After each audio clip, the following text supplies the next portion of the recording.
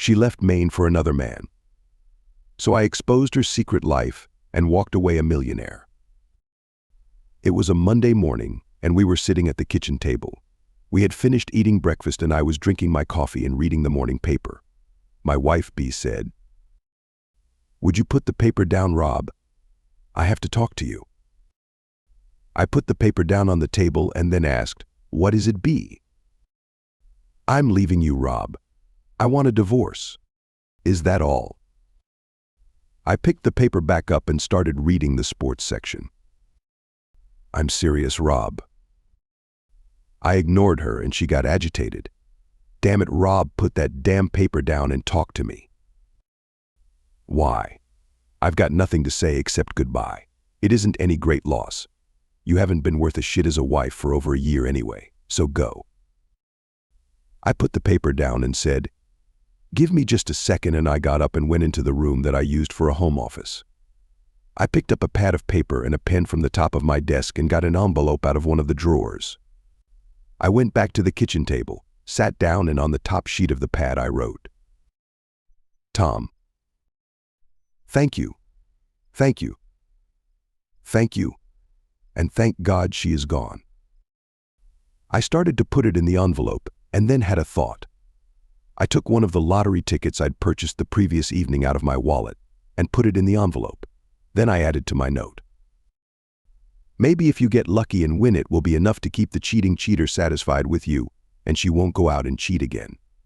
Good luck, dude, you are going to need it."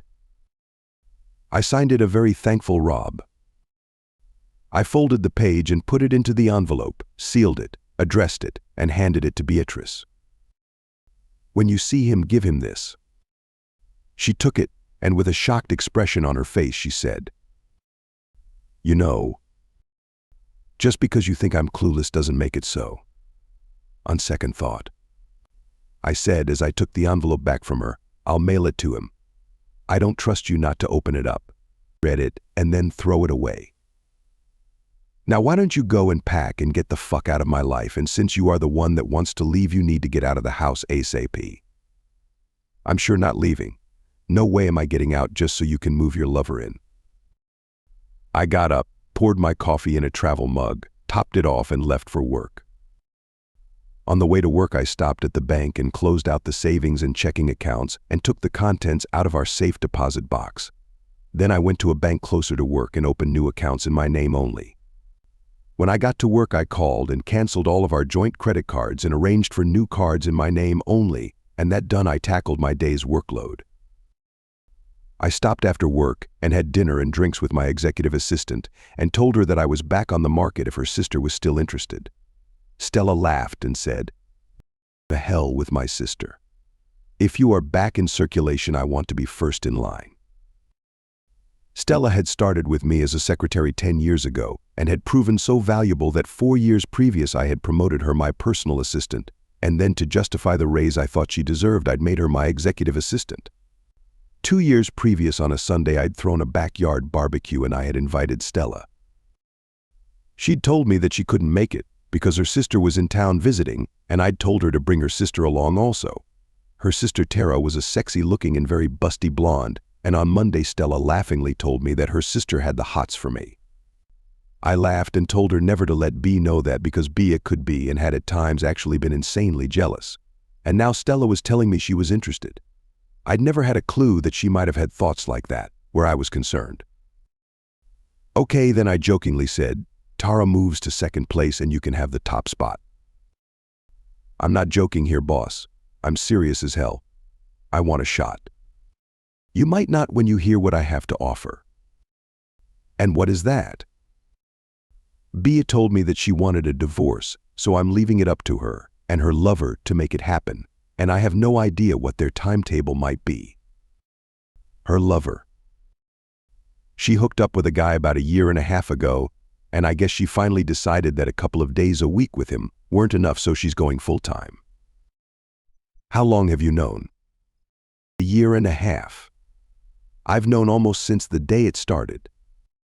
"How could you know that?" "She was seen by a friend of mine going into a motel room with a man, and she gave me a call. I put a private detective on B for a week, and he got me all that I needed to know. A year and a half and you did nothing about it. What was to do? Get all about it and turn my life upside down. This state is no fault. Everything would have to be split 50-50 and I would have had to sell the house and split the proceeds with her. I would have had to give up the pool, the hot tub, my woodworking shop, and my 3-car garage and move into an apartment somewhere. No thank you. I decided to just ignore it and let her cook for me, do my laundry and clean the house. How could you stand being around her knowing that she was cheating on you? You would be surprised at how quickly love can turn into hate and then hate turn into indifference. I can't believe that a healthy guy like you could go a year and a half without sex. I didn't go without. As long as B still offered, I still took, and she did still offer, although the frequency did drop some. I wouldn't touch her on the days I knew that she had been with him. But other than that, the only change was that I stopped making love and started just having sex.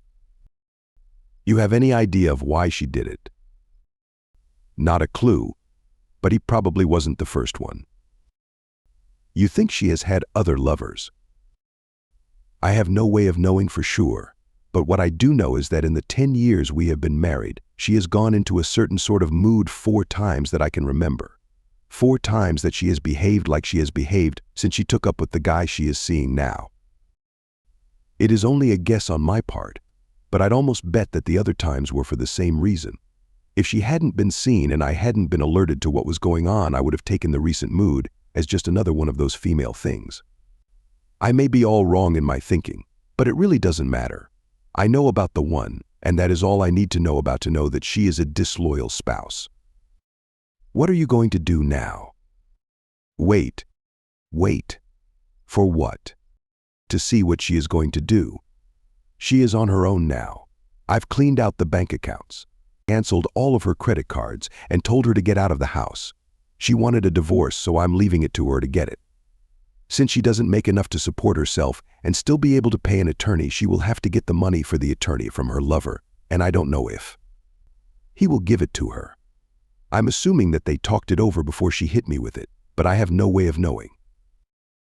What I am saying here is that if you are really interested, you will be running around with a married man who has no idea of how long it will be before he is divorced.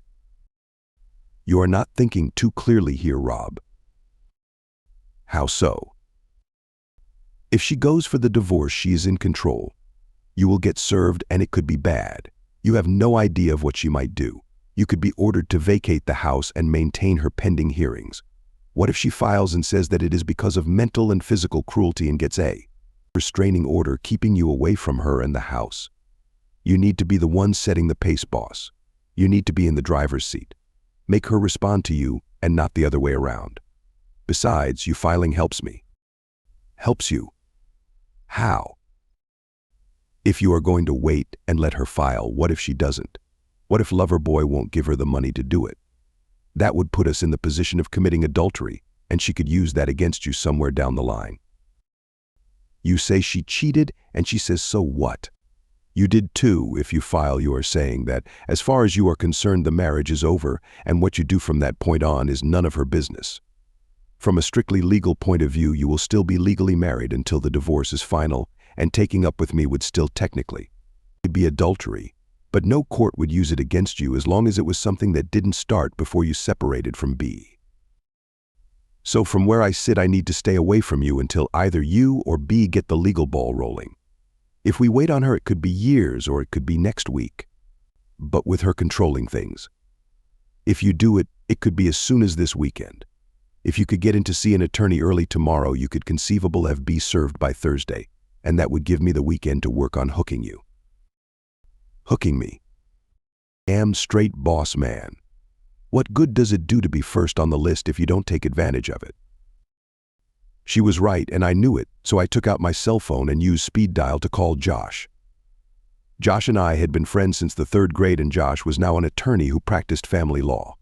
Family law was a polite term for divorce law.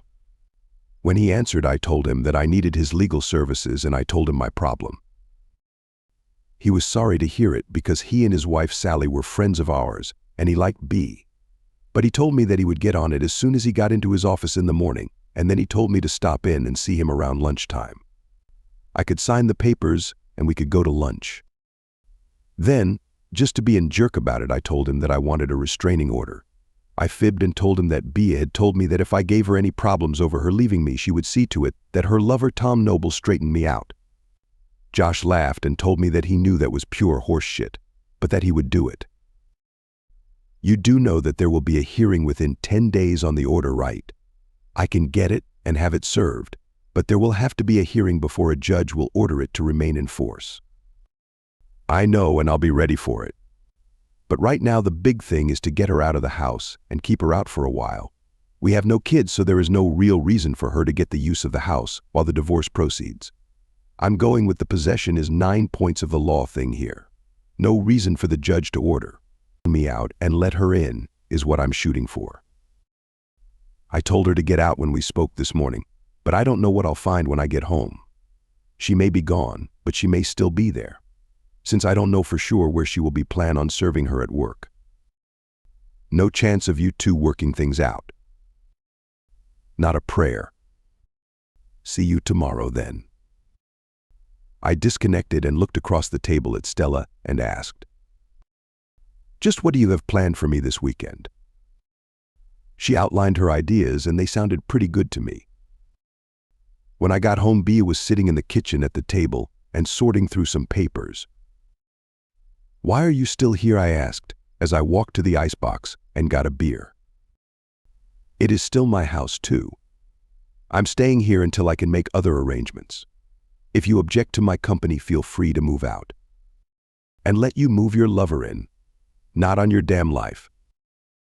You need to sit down so we can discuss what we are going to do." "Don't think so. We aren't going to do anything. I know what I'm going to do, and I don't give a rat's ass about what you are going to do. There are things that need to be worked out, Rob.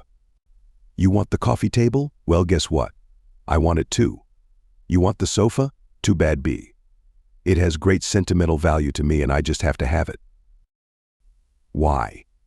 You don't care about any of that stuff. You weren't even emotional when I told you that I wanted a divorce. All you did was tell me to pack and get out." That was before I had time to think on it. I looked her in the eye and took a chance.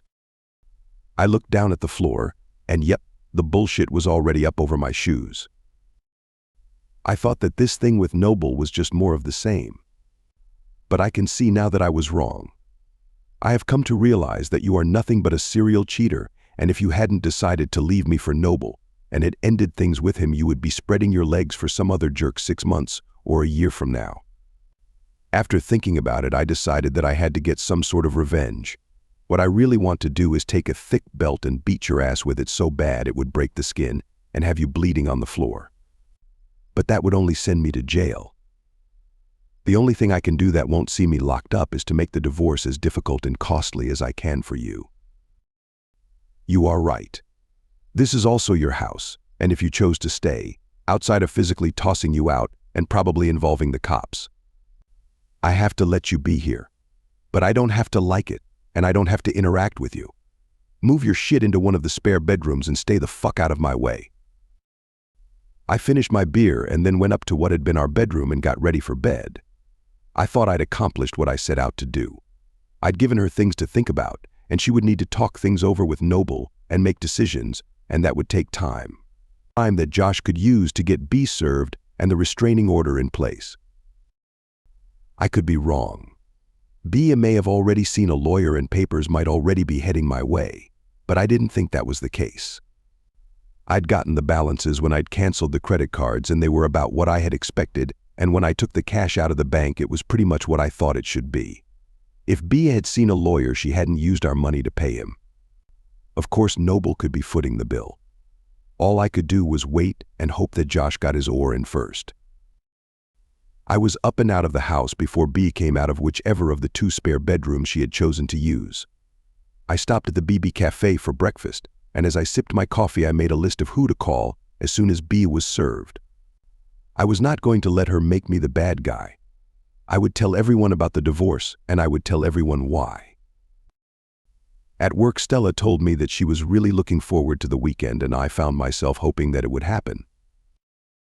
I met Josh for lunch, and he slid the papers across the table to me, and I signed them. He said he would go to the city-county building from lunch and file. You still want her served at work? Damn straight I do. Figure tomorrow around 10. Call me as soon as it happens. I want the locks on the house changed before she can get home. I went back to work and made arrangements to take the next day off. Before I left the office, I called a locksmith and made the arrangements for some quick service the next day. It cost me a bit extra, but I felt that it was worth it. When I got home, B's car was in the drive, but she must have decided to stay in her room and out of my way, because I never saw her. I was up and out of the house before B came downstairs, and I went to the BB for breakfast. Angie asked me where B was. I never see you in here that she isn't with you, and 2 days in a row, now you have been in here without her. You won't be seeing us together anymore. We are splitting the blanket. You tell, she said as she took my order. When she put the bill down on the table, she said, my phone number is on the back, not the restaurant number. My number. I couldn't help but have a you poor guy moment as Angie walked away. She made it 2 women in as many days who let me know that they were interested. So why wasn't I enough for the woman I'd married? I'd never know, because I would never ask. I drank coffee and read the morning paper while waiting for the time when B normally left for work, and then I went on home and started packing B's things and moving them out into the garage. At 10:15, Josh called me and told me that the papers had been served, so I called the locksmith, and 20 minutes later he was at the house and doing his thing. He wasn't gone an hour when B came whipping into the driveway. She couldn't miss the wide-open garage door and the big cardboard sign that had "All your things are here in the garage, B." She stood there staring at the sign for a minute, and then she tried to get into the house, but of course her keys wouldn't work. She rang the doorbell, but I didn't answer it, and eventually she left. I looked in the garage and saw that she had taken a couple of bags of her stuff. 2 minutes after she pulled out of the driveway, my cell went off, and it was B. Hello. You jerk. Did you have to embarrass me in front of my coworkers? Better than letting you embarrass me in front of mine. You told me that I had to get the divorce, and what the hell is with this restraining order shit? I was afraid that you would have Noble come over and beat me up for being mean to you. That's a crock, and you know it. I need to get into the house and get some things. All of your things are in the garage, B, and I haven't changed the garage door code, so your opener will still work. If what you want isn't there, make me a list of what you want or need telling me where it is, and I'll move it out into the garage. Stop messing around, Rob. You are making this far more difficult than it needs to be. Sorry, B. Causing you some inconvenience isn't much in the way of a payback for your years of screwing over me, but I have to do something, if only for my mental health. Just be thankful that I didn't get violent. Goodbye, B. After I disconnected from B, I got on the phone and started calling all the names on my list. Most were shocked to find out that B had cheated on me, but 2 weren't surprised. One said, finally caught her, ha. And the other said, I always had the idea that you had one of them open marriage things. She was always going off with some guy, and you never said nothing about it. I guessed I could cross those 2 off of my list of friends. The 2 that the information hit the hardest and who tried to tell me that I must be wrong were B's parents. I had always liked them, and they had treated me almost like the son they never had, but I was not going to let B tell them and make it out to be all my fault. If I allowed that to happen, they would not think well of me, and I didn't want that. All the calls out of the way, I made one more pass through the house looking for stuff of B's, and then I fixed myself some lunch. I just finished eating when the guys from Apex Security showed up. Not trusting B in the least, and having absolutely no doubt that she would violate the restraining order and try to get in the house, I decided to put a security system in the house complete with cameras. When the guys from Apex were gone, I flipped a mental coin the bookshelf that I was working on in my woodworking shop, or the 1934 Ford 3-window coupe that I was restoring out in the garage. The Ford won, and I got busy. Thursday at work, I told Stella that we were good to go for the weekend. She smiled and said, tomorrow night then. Dinner and dancing, for a start. I had to smile when I got home. B had done just what I had known she would do. She had used her garage door opener to get into the garage to get some of her things and then had broken into the house through the connecting door from the garage. She trashed the kitchen.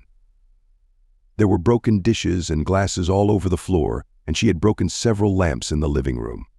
The cameras caught it all. The one that really made me smile was the one where she took all my clothes out of the closet, piled them on the floor, and then squatted over them and pissed on them. Why did that make me smile?